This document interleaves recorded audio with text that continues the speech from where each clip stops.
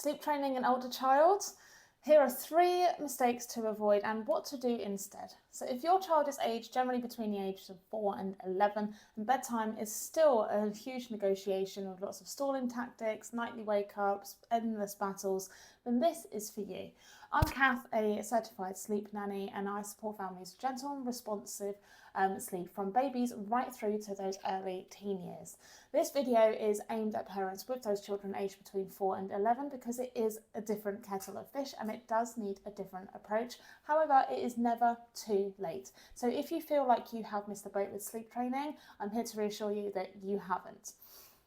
Okay, first of all, we want to think about mistake number 1, using baby tactics on big kids. So if you are still trying like the further methods, leaving them to it, laying with them until they're nice and calm, and then hoping that you can sneak out through the night and treating this like you would a baby sleep problem, then it's very likely that these things are not going to be hitting the mark with your older child. There are many reasons for this. So children can argue, they can bargain, they can follow you around, they can shout through doors, they remember what happened last night, last week, last month, and they keep hold of that a lot more than a baby would. They could be anxious as well. Anxiety really does sort of hit the roof when kids can join school and that sort of age. So it's not as easy to calm them down, and what we don't want to do is disregard any feelings of anxiety or worry around bedtime, which is often what we see children of this age. If they're struggling with sleep, there is normally some sort of low level or high level anxiety at play as well. If they are strong-willed as well, it can become a power struggle and they will keep playing as long as the game is on. And lots of children will have a lot more stamina than their well-meaning, caring parents who are just trying to do what's right for them. It can be really difficult if you are having hour-long battles with a child who you know needs to go to school the next day. So here is a way to try to avoid this mistake. For older children instead, what we want to focus on is a predictable structure, clear roles, and a calm, in-charge energy. We build buy-ins because trying to sleep train a child who is older, if you're doing it in a way that it feels like it's being done to them, there's going to be tension, there's going to be conflict. Instead, we want them to buy into the idea of improving their own sleep and join you up as a team where you can work together to make improvements with communication, listening to them, listening to their concerns, but also making sure that you do establish that these changes need to be made, that you're going to support them in a loving way, but that you are going to put boundaries in place that are realistic and that you can stick to. Mistake number 2 is negotiating at bedtime instead of earlier on during the day. So if you've finally got your child into bed and then they're asking you 47 questions before they actually manage to start winding down to get some sleep, then this is very likely going to be causing overtiredness and a delayed bedtime every single night. Now this can backfire because it can almost be like bedtime has become a slot machine and they're just going to keep trying and keep trying and keep trying until the outcome changes, which it can very easily. Like I've said previously, if you know that your child needs to get to sleep and you're worrying, if they are pushing and pushing and pushing, then eventually, quite often, the outcome will change and you will change what you are doing to support them. So it can teach them that I don't need to settle until mum and dad give in, or if I do this, then the outcome might be different to what it was last night. That can actually leave them feeling a little bit uneasy and a little bit of unsure what to expect. Children at this age, they do still strive off of boundaries, but they need those to be communicated to them appropriately and to stick with them as well. And what we don't want to do is dismiss these questions, especially if they're telling you about things that are potentially worrying them or asking about things they might be worried about the next day. But what we need to do instead is think about how we can resolve this at a better time. So what to do instead of getting into negotiations at bedtime? We want to save this for daylight times, not bedtime. So finding a pocket of time either every morning, after school, before bedtime, or if you can, multiple times a day, to ask not how was your day, because we all know as parents that children will say fine and not really tell us anything is when they get to bedtime. Instead, ask more open questions. Did anything happen today at school that made you laugh? Was there anything that made you feel a little bit uneasy in your tummy? Making them answer questions they make them think a little bit more can tell them that you're there for them, that you're asking these questions, that you're open and can have those conversations. But then if they say nothing, nothing, nothing, and then at bedtime it all comes out, what you need to do is direct them to the next day. I hear you, I love you, I want to talk about this, let's talk about it in the morning. Then make sure that you follow up with that, make sure that the next morning you do ask. You wanted to tell me something about what happened at school yesterday, let's talk about it now.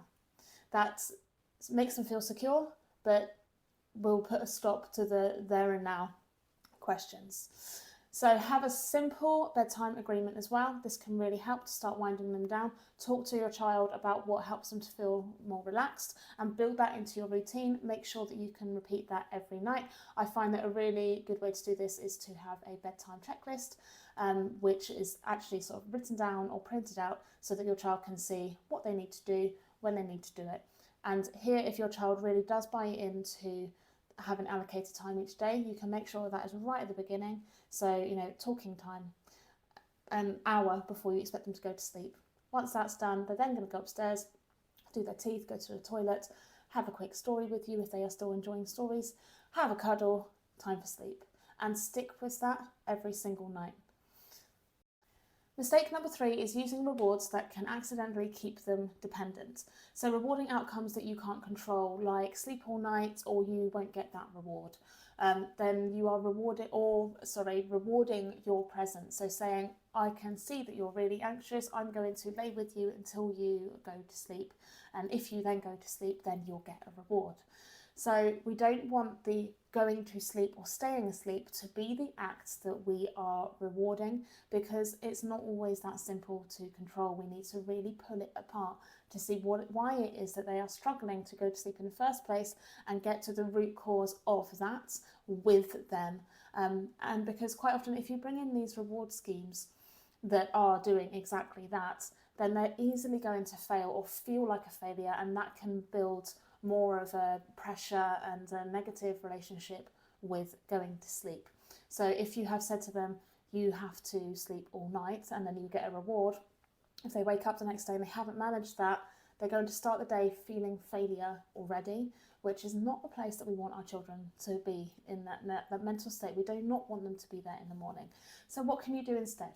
We want to try to reward behaviours that we can control or encourage them to think a little bit more about. But again, make this achievable. You might want to set some goals that are not your end goal. They are just a step in the right direction.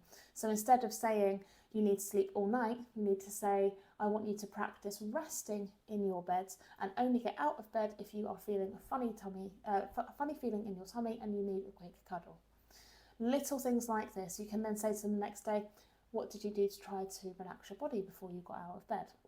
Little things like that will need to be adapted to each child and each situation, but it's just an example of making tiny little changes and making it feel achievable. I would always recommend, if you're going to bring in some sort of reward scheme, that you make sure that there is more than one aim and that one of those aims is always achievable for your child. So it could be part of their bedtime routine.